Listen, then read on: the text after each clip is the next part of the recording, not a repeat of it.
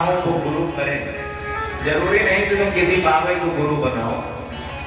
अगर आपको उनका स्वभाव अच्छा लग रहा है तो आप उन्हें अपना गुरु बनाएं, और नहीं अगर आपको कोई गुरु ढूंढे मिल रहा है तो आप भगवान शंकर को गुरु बना लो, राम जी को गुरु बना लो, कृष्ण भगवान को गुरु बना लो, बांके बिहारी को गुरु बना लो। रोज सुबह उठो, नहा धोकर के इनकी पूजा करो, इन्हें नहला धुला, इनके वस्त्र पहना, इन्हें भोग लगा, यही तुम्हारे गुरु।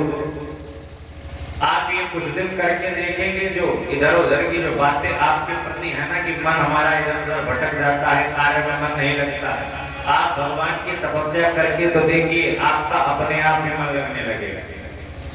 ध्रुव जी यमुना के किनारे गए और यमुना के किनारे के जाने के पश्चात ध्रुव की छोटी सी पर्ण कुटी जमुना तट पर दिखलाती है।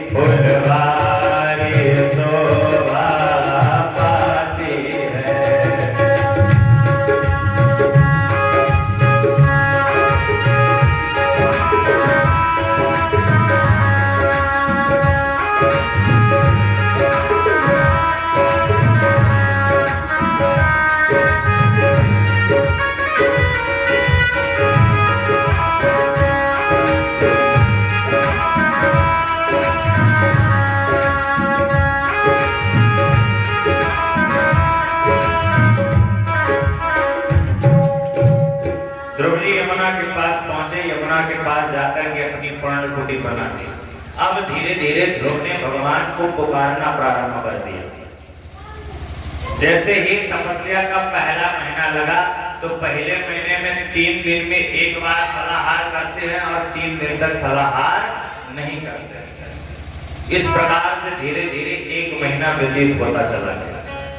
जैसे ही अगला महीना लगा तो 6 दिन में एक बार दूब घास वृक्ष के पत्ते इत्यादि खाते हैं और 6 दिन तक वो भी नहीं खाते। इसी प्रकार से तपस्या करते करते 2 महीने व्यतीत हो गए। जैसे ही तीसरा महीना लगा तो 9 दिन में केवल एक बार यमुना जी का जल पीते हैं और 9 दिन तक जल भी नहीं पीते हैं, भगवान की तपस्या करते हैं। और जैसे ही 5वां महीना लगा, 5वें महीने में 12 दिन में एक बार मुख खोलते हैं, जितनी वायु अंदर आ जाती है बस उसी से काम चलाते हैं। 12 दिन तक वायु का भी पान नहीं करेंगे। धीरे धीरे तपस्या की कसौटी पर अपने आप को कसते चले गए। और जैसे ही अगला महीना लगा, दाहिने पैर के अंगुष्ठ पर खड़े होकर के आज भगवान को पुकारना प्रारंभ कर दिया। जब ध्रुव ने खींचे प्राण वायु तो वायु रुकी त्रिलोकों की।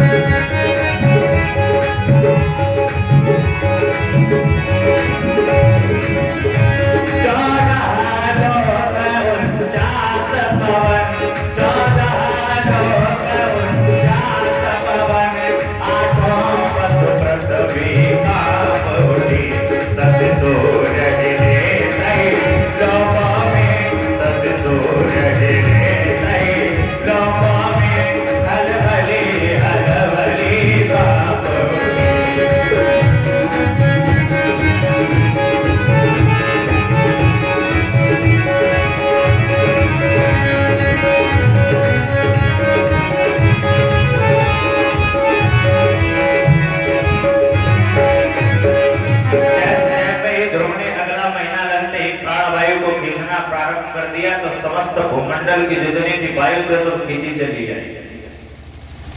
इतनी ज्यादा भगवान की तपस्या की कि तपस्या के फल के स्वरूप पवन देव अपने आप को रोक ही नहीं पाए। सब पवन देव 28 प्रकार के जो भी 49 प्रकार के पवन है वो सब ध्रुव जी के हृदयागत आकर के रहने लगे। अब तो प्रत्येक व्यक्ति को सांस लेना मुश्किल हो गया। सभी लोग आज भगवान की वंदना करने के लिए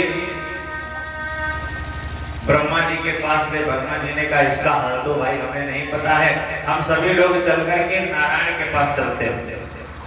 नारायण के पास सभी लोग आए और नारायण के पास आकर के सभी लोग भगवान की वंदना करने लगे। बार बार वंदना करते चले जाते हैं कि महाराज हमें बचा लीजिए, हमें ऐसा लगता है कि कोई महाभयानक दैत्य आया है जिसने हमारी सबकी प्राणवायु अवरोध कर दी। तुरंत ही भगवान प्रकट हुए, भगवान मुस्कुराए और भगवान कहने लगे कि ये कोई दैत्य नहीं है, अब ये हमारा भक्त है। सारी महिमाओं से बढ़कर महिमा है मेरे भक्तों की और सारी उपमाओं से बढ़कर उपमा है मेरे भक्तों की। अहम भक्त पराधीनो ये स्वतंत्र इवन द्विजः। भगवान कहते हैं मैं स्वाधीन नहीं हूं, मैं तो भक्तों के पराधीन हूं। भक्त जिस भावना से मुझे बुलाना चाहते हैं मैं उसी भावना में अपने स्वरूप को परिवर्तित करके वहां पर पहुंच जाता हूं। आज ध्रुव जी ने हमें बुलाया है, इसीलिए हम ध्रुव जी के पास जाएंगे, आप सभी लोग जाएंगे। तुरंत ही भगवान वहां से आए, चतुर्भुज स्वरूप बना करके ध्रुव के सामने प्रकट हुए। श्री विष्णु देव के आते एक ज्योतिर्मय प्रकाश हुआ।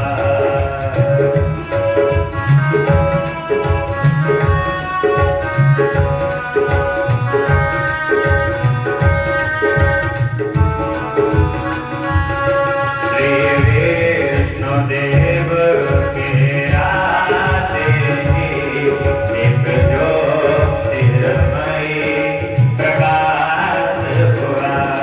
बिजली से चमकी बादल में त्रिभुवन में विमल प्रकाश हुआ।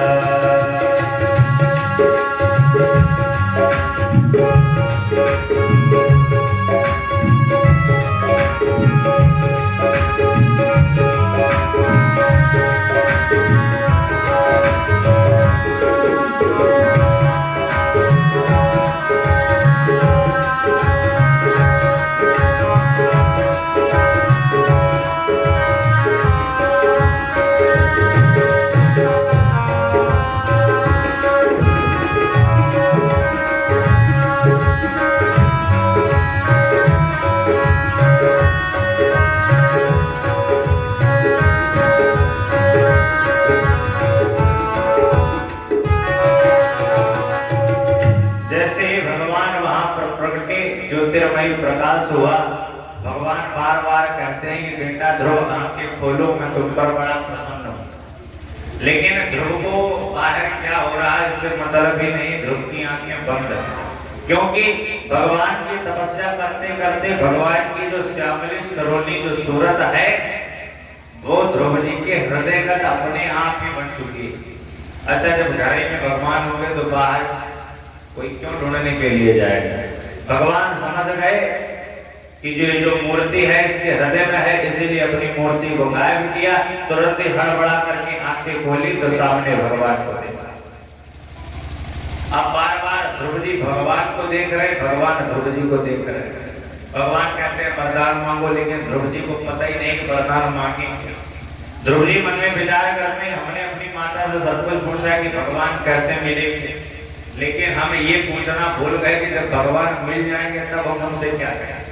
और 5 वर्ष का बालक है, अभी कहीं गया तो है नहीं, पढ़ाई लिखाई का तो कोई बात ही नहीं। भगवान ने तुरंत ही अपना शंख लिया, स्पर्श बालक कृपया कपोले, ध्रुव जी के महाराज जी के गाल में जैसे ही अपना शंख लगाया। और भगवान की कृपा कैसी है, मोकम करोति वाचालम पंगुम लंघयते गिरिम यत्कृपातमहं वन्दे परमानंद माधव। भगवान की कृपा की कृपा अगर गूंगे पर हो जाए तो गूंगा भी बोलने लगता है। जिसके पैर नहीं है अगर भगवान की कृपा हो जाए तो वो समुद्र को लांघ सकता है। ऐसे भगवान की कृपा जैसे ही ध्रुव जी महाराज पर हुई, तुरंत ही ध्रुव जी महाराज ने हाथ जोड़ करके भगवान की वंदना की। योक्तः प्रविश्य मम वाचमिमां प्रसुप्तां सन्देहयत्य किल शक्तिधरा स्वधाम्ना अन्याश्च हस्तचरणश्रवणत्वगादि प्राणान् नमो भगवते पुरुषाय तुभ्यम्। ध्रुव महाराज ने कहा कि आपने कृपा करके मेरी सोई हुई बॉडी को जगा दिया। मैं विधिवत प्रकार से आपको प्रणाम करता हूँ। आपकी तो ख्याति हर युग में होने वाली है।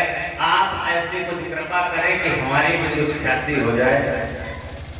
भगवान ने कहा मांगो क्या चाहिए। ध्रुव जी ने कहा मोर मनोरथ जाने उन्हीं के, कि हमें किस प्रकार से पिता ने सिंहासन से नीचे फेंका था, इसी के लिए तो हम तुम्हारे पास आए। भगवान ने तुरंत ही आशीर्वाद दे दिया कि जाओ, जिस पिता और माता ने तुम्हारा अपमान किया था ना, उसी सिंहासन पर जाकर के बैठोगे। ध्रुव जी वहां से आए और ध्रुव जी महाराज ने 36,000 वर्ष तक राज्य किया। भगवान को प्राप्त करने के पश्चात जैसे ही ध्रुव जी महल की ओर आए तो देखा जो माता कहती थी ना कि अपनी मृत्यु कर और हमारी कोख से जन्म लेकर के भगवान का भजन करके फिर हमारे यहाँ जन्म, आज वही माता सोने की थाली लेकर के आरती करने के लिए खड़ी। जो पिताजी माता के सामने कुछ बोल नहीं पाते थे, वो पिता माला लेकर के खड़े। कहने का तात्पर्य अगर भगवान की कृपा आप पर हो गई तो फिर इस दुनिया में शायद ऐसा कोई हो जो तुम पर कृपा न करे। जा पर कृपा आपकी होई, ता पर कृपा करे सब कोई। ध्रुव जी महाराज को राजकाज दे दिया। समय अनुसार धीरे धीरे जब ध्रुव जी बड़े हुए तो प्रजापति सुषमा की पुत्री इला के साथ ध्रुव जी का विवाह हुआ। दूसरा ध्रुव जी का विवाह वायु की पुत्री के साथ हुआ। धीरे धीरे कालांतर में इतने कई प्रकार की संतानें हुई। धीरे धीरे ध्रुव जी महाराज का वंश आगे बढ़ता चला गया।